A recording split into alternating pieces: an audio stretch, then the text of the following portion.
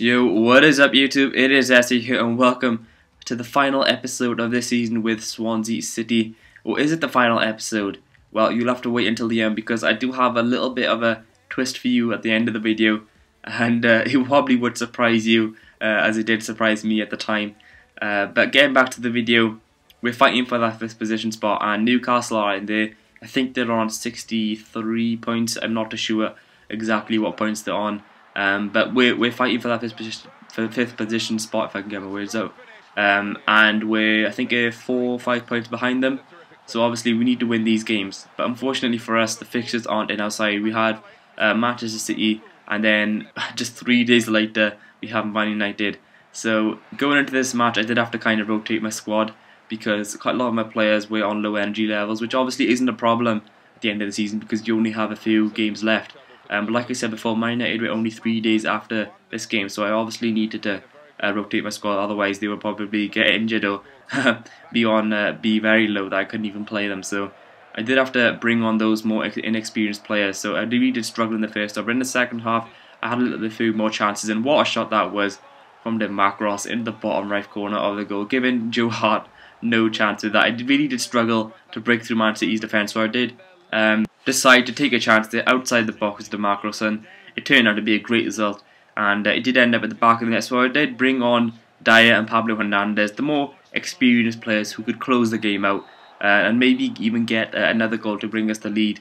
But unfortunately I just couldn't get that extra goal. It did finish 1-1. It was a good result at the Etihad Stadium, but was it enough to grab us or at least save our 5th position spot? And unfortunately it wasn't enough. After all of that, it just wasn't enough. As you've seen there, it was still possible because we were 6 points behind Newcastle and we had 2 games left. But if you look at that goal difference, Newcastle's was 21 and ours is only 2. So we couldn't reach that spot. We could still get that 6th position spot, which Liverpool were in. But obviously we were aiming for the 5th position spot, which would bring us that Europa League. And we couldn't reach it after all we tried, after we've been pushed to the limit. But there were still 2 games left of the season, and we could still get that position to bring us that 6th position which Liverpool were in. And I guess we could head the season on a high year with, I guess, a win against Man United. I mean, that would be brilliant, especially like a win against Man United at Old Trafford as well. So it was 0-0 in the first half. It was a pretty quiet first half. In the second half, Man United were all over my defence. I struggled to keep the likes out of Rooney and obviously all the great attackers Man United have. And as you can see, a defensive mistake at the end cost me. In the 87th minute is not the time to concede. And obviously that cost me then. And as you see, the Man United are celebrating. Congratulations to them, obviously winning that match and winning the championship, winning the Barclays Premier League.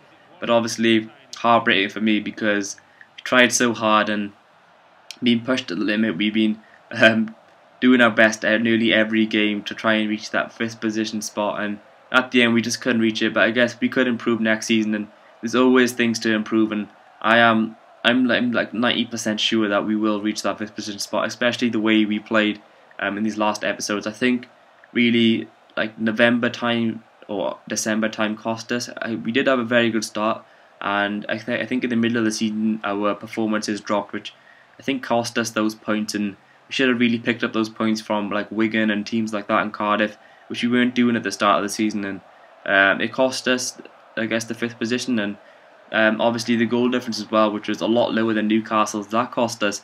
Now I know that we have a lot of firepower in attack with Insigne and Dyer and Pablo Hernandez, but obviously before January I was struggling. That is the reason why I sold Danny Graham, because we were struggling to score goals. So hopefully with this new attack now, we would get grab a lot more goals, and hopefully our goal difference won't cost us, because it's always bad to really to at the end lose on goal difference really on that 5th position spot, which is, I guess, it kind of affected that game against Man United as well, because when I knew that I couldn't grab that 5th position spot, it kind of put me in a bad spirit, and I just felt that I couldn't really be bothered with these 2 games, and I really this game against West Ham, I just couldn't wait until the final whistle was blown, because I just wanted to get it over and done with and just start that 2nd season as fast as possible.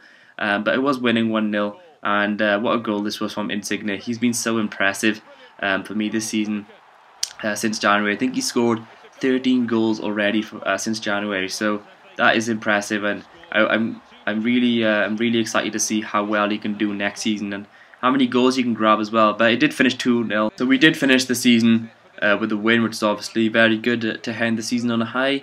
And yeah, it was the last kick of the season. Very disappointing that we couldn't reach that first position spot, like I said before. But still, we will come back, and I'm sure that we will do a lot better. So when I returned to the menu, we didn't have the end of the season tab, so I was kind of curious, what's happening here? And then it came up, to my surprise, World Championship. So we are in the World Cup with Belgium, which is obviously very exciting because I didn't really expect that. I actually thought that Belgium didn't qualify because when I signed for Belgium, when I was started as the manager of Belgium, I didn't have any World Cup qualifiers, so I thought I was already out of it.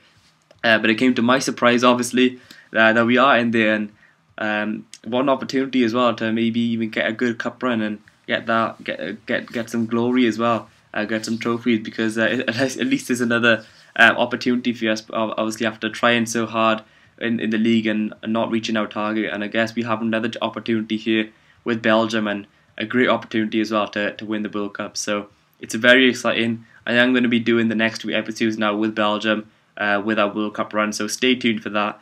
And if you have enjoyed this season, enjoying this series, guys, please show your support by giving this video a like, and if you haven't already, subscribe, because I do have a lot more FIFA 13 videos coming. I promise you, I am going to be uploading a lot more. And yeah, I will see you in the next video with Belgium in the road to World Cup glory. Thanks for watching.